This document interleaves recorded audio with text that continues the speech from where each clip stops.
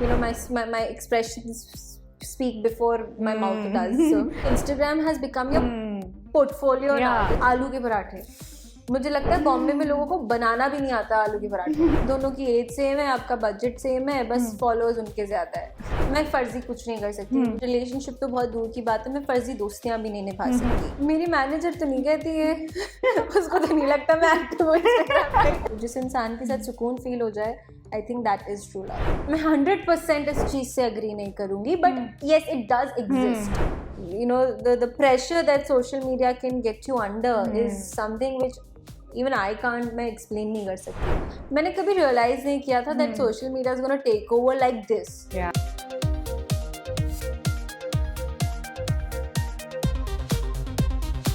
Hello viewers, you are watching Bollywood chronicle and I am Shruti Sinha. और हम सबके साथ ना कभी वो फर्जीपना तो हुआ ही होगा, और इसी के लिए रिलेटेड ना एक सीरीज आ रही है। आज हमारे साथ हैं रीम शेख। तो सबसे पहले तो आपको कॉन्ग्रेचुलेशन आपके अपकमिंग सीरीज को लेकर के। सबसे पहले बताओ, इस सीरीज को लेकर के क्या कुछ एक्साइटमेंट था, और इस सीरीज को चूज करने से पहले क्या कुछ सोचा था, दिमाग में क्या कुछ चल रहा था? Well, so सबसे ज़्यादा एक्साइटिंग मुझे इस सीरीज के लिए ये लगा था that I will get to play my age, because you know TV करते करते एक वो जो जेनजी या फिर you know young love story, कहीं ना कहीं मैंने वो कभी एक्सपीरियंस नहीं किया था, मैंने वैसा कुछ किया नहीं था। So the first thing that was the most exciting for me was to play to do a Gen Z love story. तो वो मुझे सबसे ज़्यादा exciting part लगा था that I'll get to do a young love story. उसके अलावा तो जब मैंने कृतिका का कैरेक्टर पहले पढ़ा था, मुझे नहीं ज्यादा समझ में आ रही थी ये लड़की। She is too complex, she is very complicated, like Gen Z, या लाइक जेन ज़ी। तो मुझे समझ में ही नहीं आ रही थी। फिर you know, but as we got more deep involve in the script and हमारी स्क्रिप्ट रीडिंग्स हुई, सब कुछ हुआ, तो एक्चुअली समझ में आया that Kritika is that every girl who's overly ambitious to make it big in life, not just for herself but for her family, for her friends and everyone. उसके intentions हमेशा बहुत pure रहते हैं कि you know I want to make it big because so that I can go take my friends out in a 5-star restaurant and give them a treat.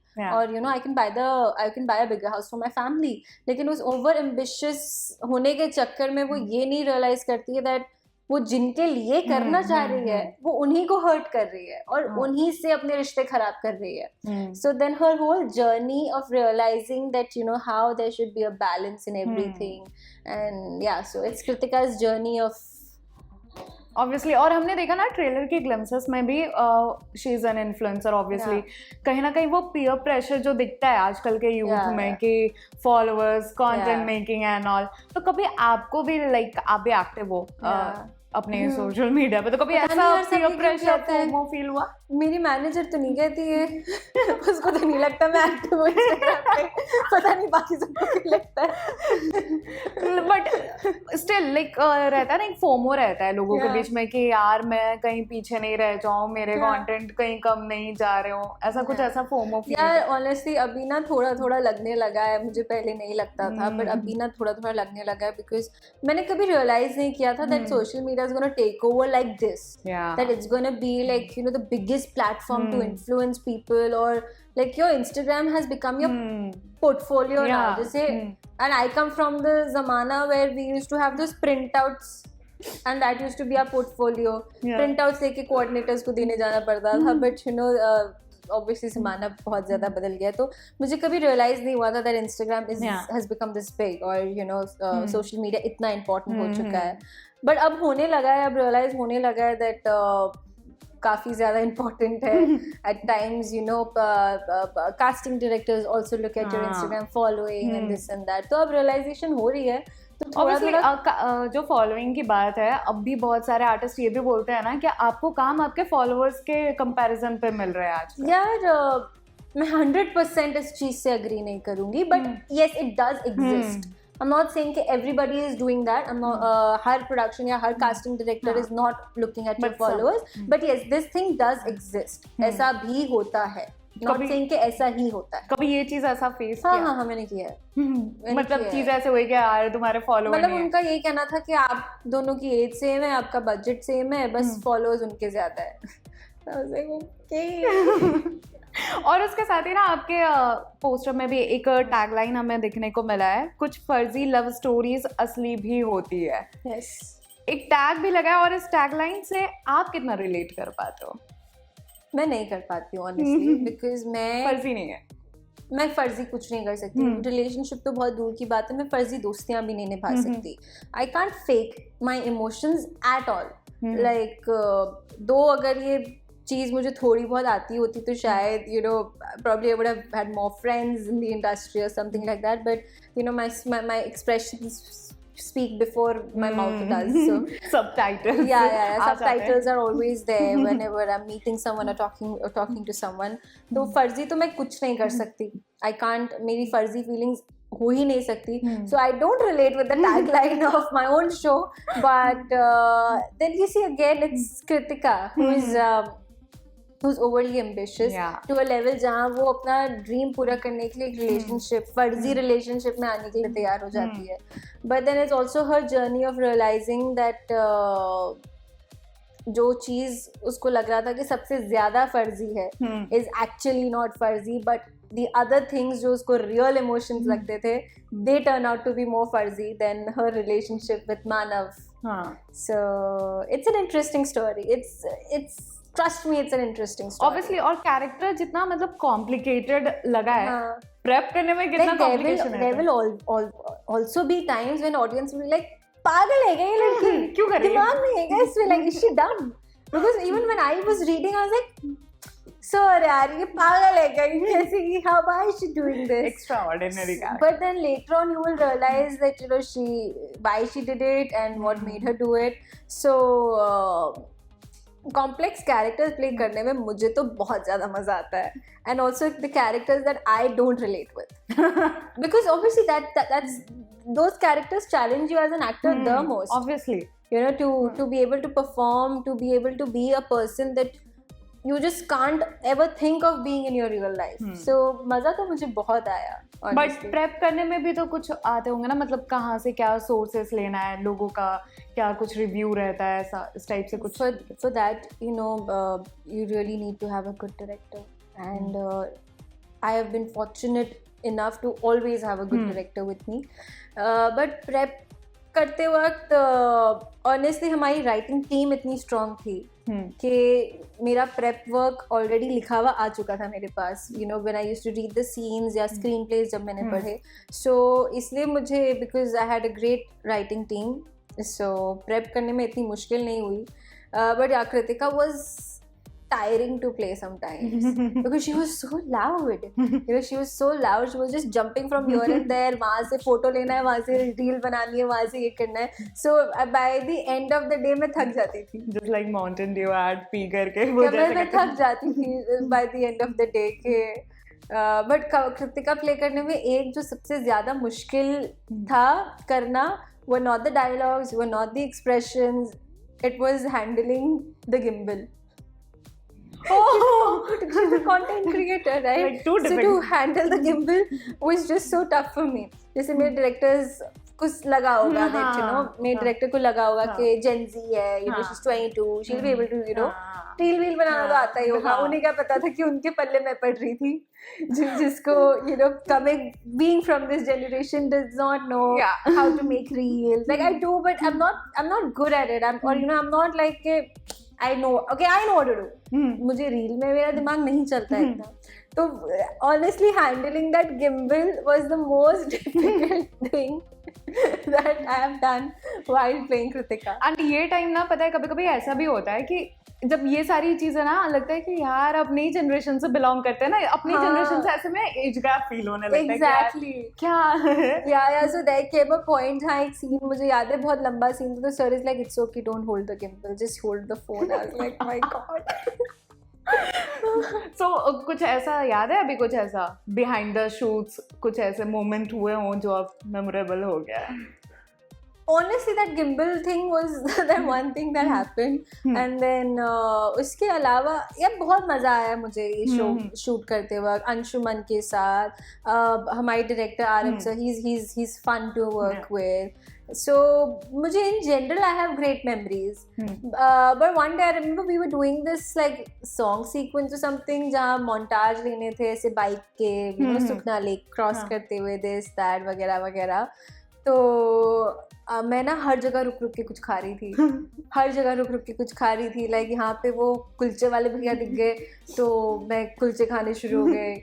फिर कहीं दूसरी location पे हम मोन्टाज शूट करने गए, वहाँ गन्ने का जूस मिल रहा था, मैं वो पीने लग गई. डाइट वगैरह को लेकर के कुछ ऐसा कौन? When you're shooting in Punjab, how can you diet? You can't, and a foodie like me cannot be on a diet if I'm shooting in Punjab. Like my mornings used to start with chole bhature and what not. Like I actually ended up gaining weight when I came back. Best क्या लगा था पंजाब में food? Punjab का खाना बहुत amazing है यार. Best एक चीज़ नहीं बोल सकती but I think chole kulche यार वो भी छोड़ो. आलू के पराठे मुझे लगता है बॉम्बे में लोगों को बनाना भी नहीं आता. आलू के पराठे नहीं आती, एक्चुअल में नहीं आती है. So आलू पराठा, वो घी, देसी घी और and the masala or the way they prepare the aloo is only different. Yeah. So आलू पराठे वो अभी तक tempting आ रही है. अभी ब्लैक कॉफी पीना पड़ रहा है because of all the weight gain.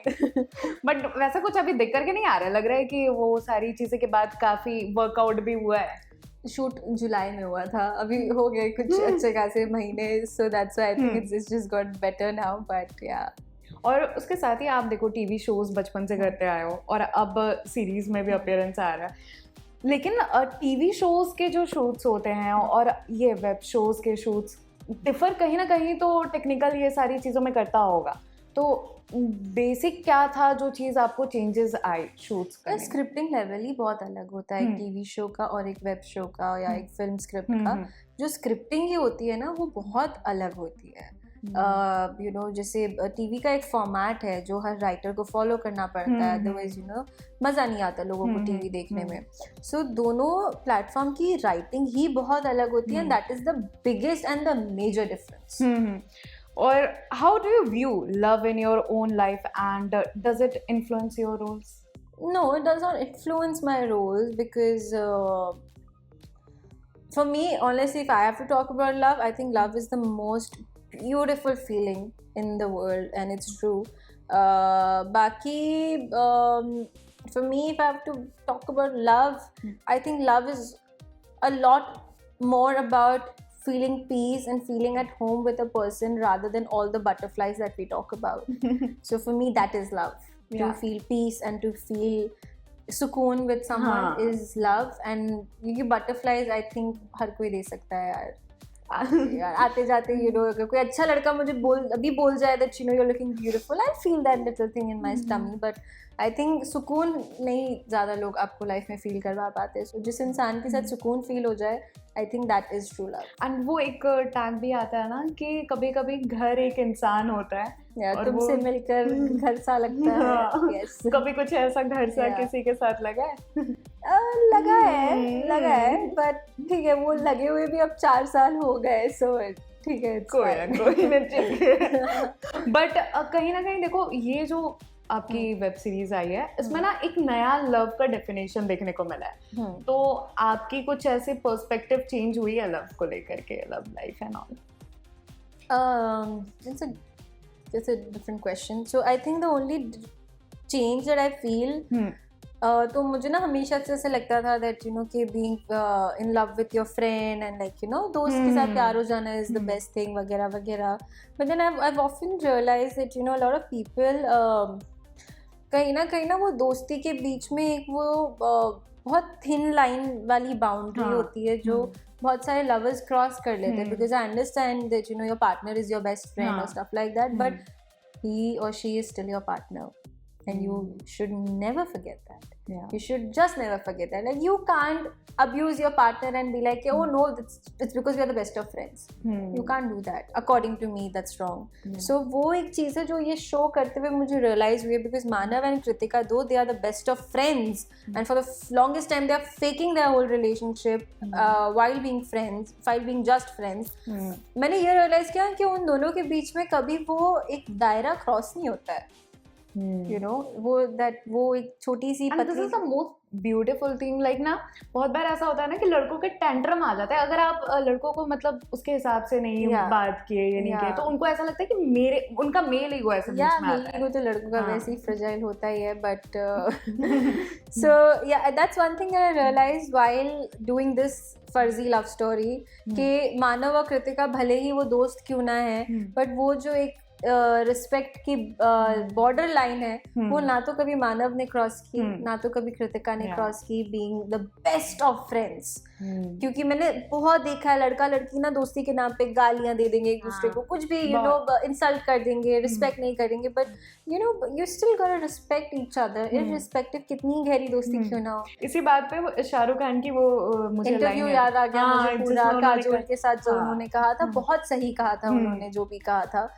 And like लड़का लड़का आपस में गाली, that's all understandable. You know, when we girls are sitting, you know, we talk the nastiest thing possible. But you know, वो एक respect जो एक दूसरे जेंडर के साथ आपको रखनी चाहिए, I think वो बहुत मैंडेटरी चीज होती है. और उसके साथ ही देखो जो सीरीज में ना एक फर्जी वाला जो कॉन्टेक्स्ट दिखाया गया है, कहीं ना ये बाकी लव स्टोरी से, जैसे बाकी लव स्टोरी कैसा रोम कॉम टाइप की चीजें रहती है, हाँ वैसा इजी गोइंग वाला गया, ये थोड़ा सा ट्विस्टेड था. तो पहले कुछ ऐसा था दिमाग में कि कंफ्यूजन्स कैसे क्या करना है नहीं करना है, और उसके बाद फिर वो इंसान जो आपको सारे सॉल्यूशंस दिया, ऐसा कोई इंसान आपको मिला? इतना कंफ्यूजिंग नहीं था, because then again I said I had Anshuman with me, who's also a great actor. तो आपके co-actor पे भी बहुत depend करता है that you know what energy is your co-actor giving you. So fortunately he had great energy. I am so glad that you know he was with me in the show. तो वो हम दोनों ने ना वो बना लिया, वो हम दोनों ने कर दिया, like वो हो गया. And also our director he was always there. Like ऐसा कोई एक सीन नहीं होगा जैसे कभी कभी होता है ना that some directors that okay this is a lesser important scene I'll not do, but he was there with us throughout, like every scene. So वो इतनी मुश्किल नहीं हुई, but ऐसे कोई मतलब हो गया, आसानी से हो गया. और उसके साथ आप देखो कि जो ये फर्जी लव स्टोरी आ रही है, इससे आपको क्या लगता है कि आज की यूथ कितना रिलेट कर पाएंगे? बिकॉज मुझे तो लग रहा है I don't know.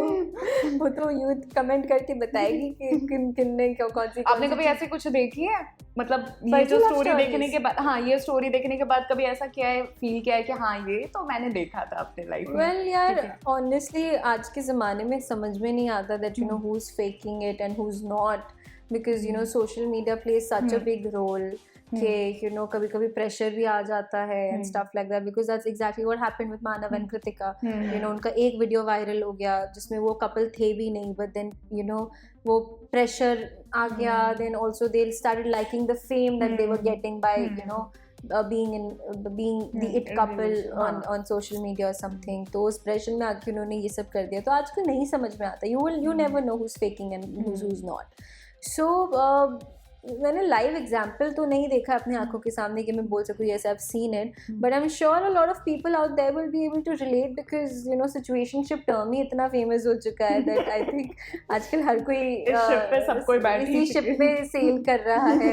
So I'm sure people will be able to relate with you know this love story, because you know the pressure that social media can get you under is something which even I can't, मैं explain नहीं कर सकती.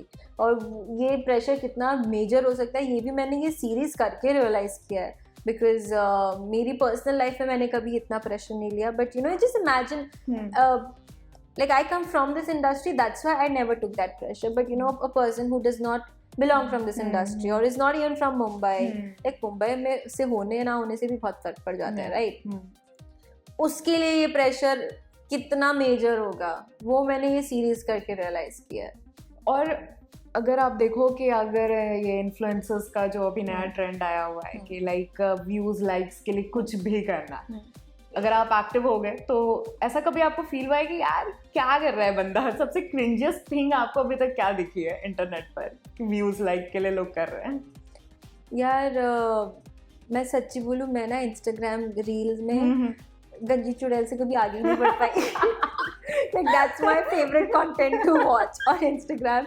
So I really don't know what people are doing out there because मैं तो गंजी चुड़ैल से आगे नहीं बढ़ पा रही हूँ. She is my favorite. पूरी फीड भरी. Yeah. She is my favorite content creator, I think. So I really don't know what people are doing apart from that. तो आप एक्ट कर पाओगे उनका गंजी चुड़ैल का, उनके कॉन्टेक्स्ट का? Best dialogue of Ganji Chudel. I think Ganji Chudel and Birju are the couple on Instagram for me. उसके अलावा मुझे नहीं पता. So what is love for Reem? What is love for me? Like I said, it's for me प्यार सुकून है. प्यार ना तो दोस्ती है, प्यार ना तो ये है, प्यार सुकून है. So what qualities you want in your life partner? Qualities यार checklist नहीं है मेरी because पहले बनाई थी वो पूरी तो हुई नहीं या फिर पूरी हुई भी, but it didn't turn out to be the best checklist that I could make for myself.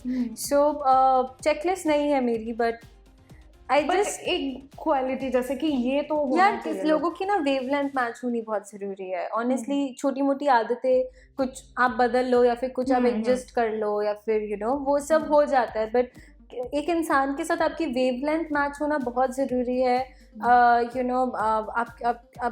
आपका कोर नेचर मैच होना मेरे हिसाब से बहुत ज़रूरी है एक इंसान के साथ. जो वैल्यूज़ मैच होना बहुत ज़रूरी है. तो ये सब चीज़ें अगर मेरी किसी इंसान के साथ मैच हो गई देन जो सरफेस लेवल की प्रॉब्लम्स होती है दैट के एसी का टेम्परेचर ही होना चाहिए या वो होना चाहिए, वो सब बहुत छोटी बातें हैं. फिर तो मेजर डिसएग्रीमेंट अगर रीम के लव लाइफ में बोले तो वो किस टॉपिक पे होता है?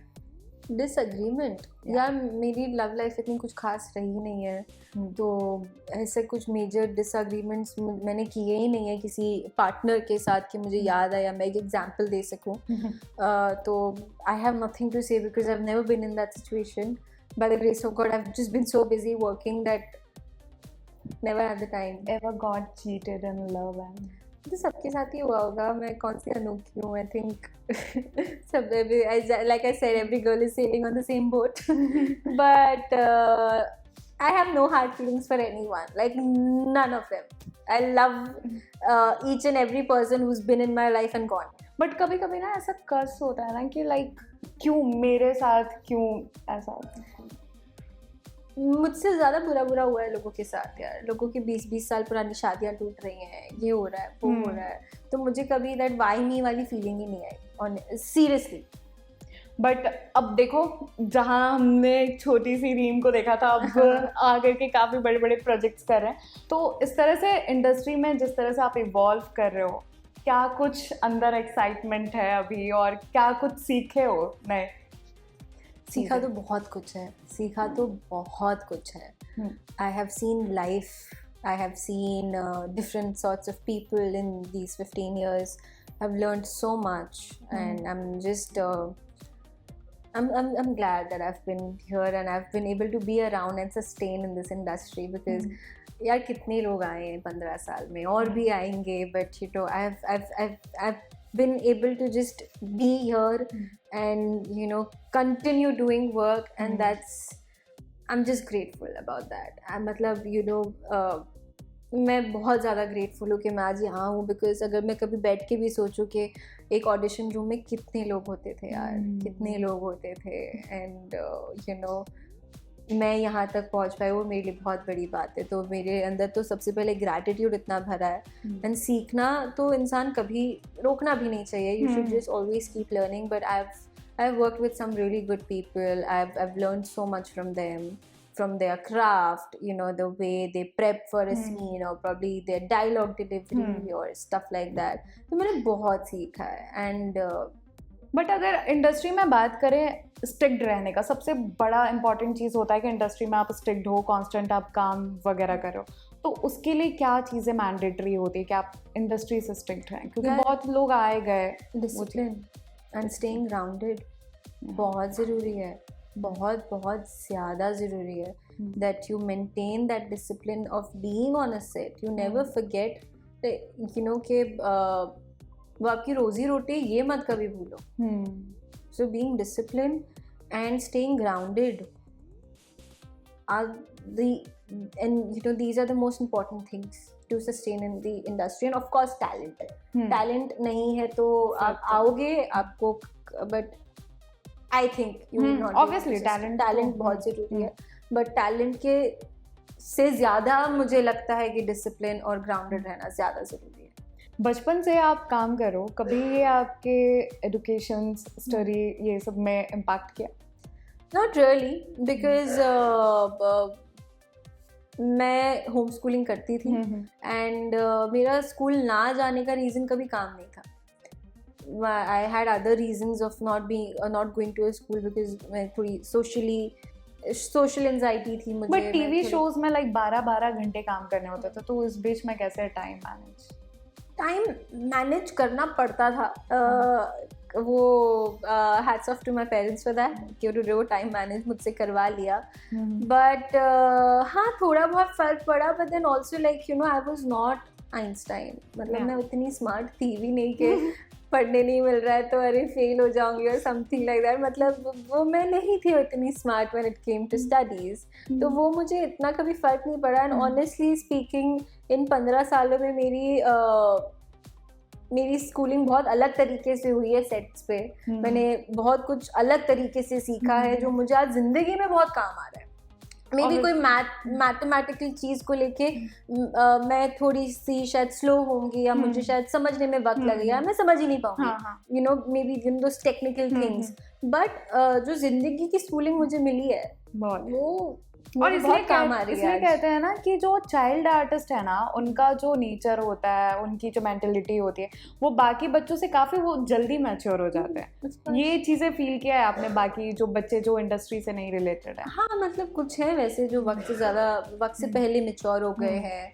एंड बट ऑनेस्टली ये सिर्फ इंडस्ट्री के बच्चों के साथ नहीं है. Some kids come from this place जहाँ पे वो हो जाते हैं जल्दी मैच्योर, जैसे किसी के फैमिली इश्यूज की वजह से कोई बच्चे मैच्योर हो जाते हैं. So it's not just the industry kids who at times get mature before their age. It truly depends on your childhood. So अब रीम को और आपके अपकमिंग प्रोजेक्ट्स और पाइपलाइंस में क्या कुछ है, हमारे व्यूअर्स आपसे जानना चाहते हैं. आई विश मैं बता सकती बट मैं नहीं बता पाऊंगी. But God's been kind that I've been able to entertain my fans always. And I do have a few more projects lined up. I've shot them already in 2024. And I'm looking forward to them in 2025 now. So just be a little more patient and yeah. So we think 2025 काफी ज़्यादा lucky होने वाला है रीम के लिए. Okay, thank you so much. Thank you so much. It was really nice. It was lovely talking to you.